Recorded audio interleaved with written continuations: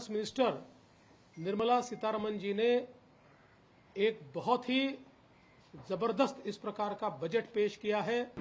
विशेष रूप से इसको हमारे मध्यम वर्ग के लिए ड्रीम बजट कहा जा सकता है। कृषि के क्षेत्र में अलग अलग योजनाओं को घोषित किया है। इस नई योजना के कारण बड़े पैमाने पर किसानों को फायदा होगा। कई योजनाएं जो केंद्र सरकार ने आज घोषित की है, मैं ऐसा मानता हूं एक पाथ ब्रेकिंग इस प्रकार का यह बजट है। 21वीं शताब्दी में एक नई दिशा देने वाला यह बजट है। आदरणीय प्रधानमंत्री मोदी जी के नेतृत्व में हमारी फाइनेंस मिनिस्टर निर्मला सीतारमण जी ने एक बहुत ही जबरदस्त इस प्रकार का बजट पेश किया है।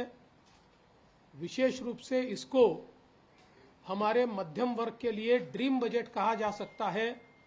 ऐसा बजट उन्होंने पेश किया है, इसलिए मैं उन्हें बहुत बहुत बधाई देता हूं।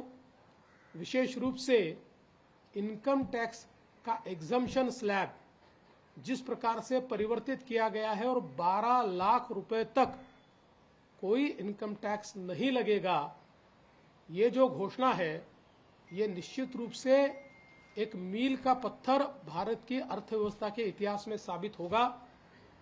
7 लाख से सीधा 12 लाख का जंप। और मैं बता देना चाहता हूं कि 2014 में मोदी सरकार ने ही 2.5 लाख तक एग्जम्पशन लिमिट लेकर वो गए थे। वहां से लेकर अब 12 लाख तक का ये सफर हमारे मिडिल क्लास, सैलरीड और हमारे जो नए तरुण है, इनके लिए एक बहुत ही सुखकारी इस प्रकार का अनुभव होगा।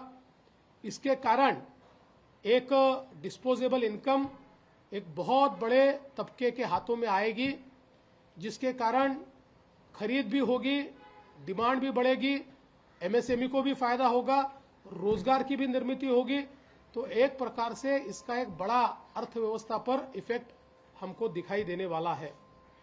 इसके साथ साथ जिस प्रकार से कृषि के क्षेत्र में अलग अलग योजनाओं को घोषित किया है, फिर 100 जिलों में जो नई कृषि की योजना हो, या फिर जो हमारे ऑयल सीड्स है, दलहन तिलहन है, इसके लिए एक नई योजना की घोषणा हो। इस नई योजना के कारण बड़े पैमाने पर किसानों को फायदा होगा और केंद्र सरकार 100% माल खरीदने की बात कर रही है। इससे किसानों को बहुत बड़ा फायदा होने वाला है। हमारे जो मच्छीमारी करने वाले किसान हैं, उनको भी 3 लाख रुपए की जगह 5 लाख रुपए क्रेडिट कार्ड के माध्यम से सीधे बिना ब्याज के मिलेंगे और कृषि के क्षेत्र में बहुत बड़े पैमाने पर निवेश ये होता हुआ हमको दिखाई देता है। विशेष रूप से हमारे युवा शक्ति के लिए एमएसएमई का क्षेत्र ये बहुत महत्वपूर्ण है। इस क्षेत्र में भी जो क्रेडिट लिमिट है और जो थ्रेशोल्ड लिमिट है, ये दोनों को बढ़ाने के कारण एमएसएमई को विशेष रूप से फायदा होने वाला है।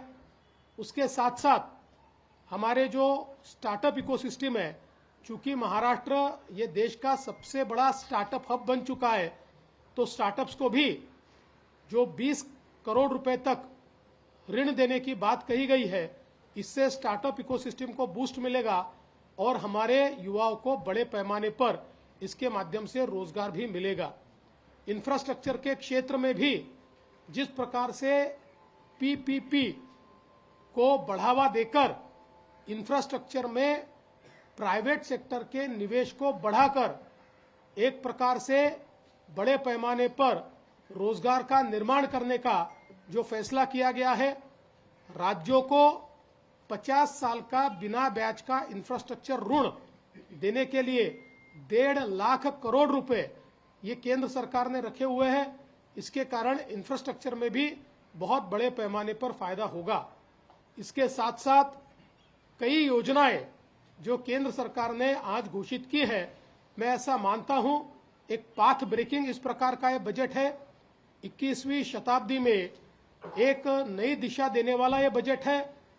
विकसित भारत की ओर भारत को ले जाते हुए समावेशी विकास, सभी को साथ में लेकर समावेशी विकास करने वाला इस प्रकार का ये बजट हमारे प्रधानमंत्री जी ने और हमारे फाइनेंस मिनिस्टर ने यहां पर रखा, इसलिए उनको मैं बहुत बहुत बधाई देता हूं।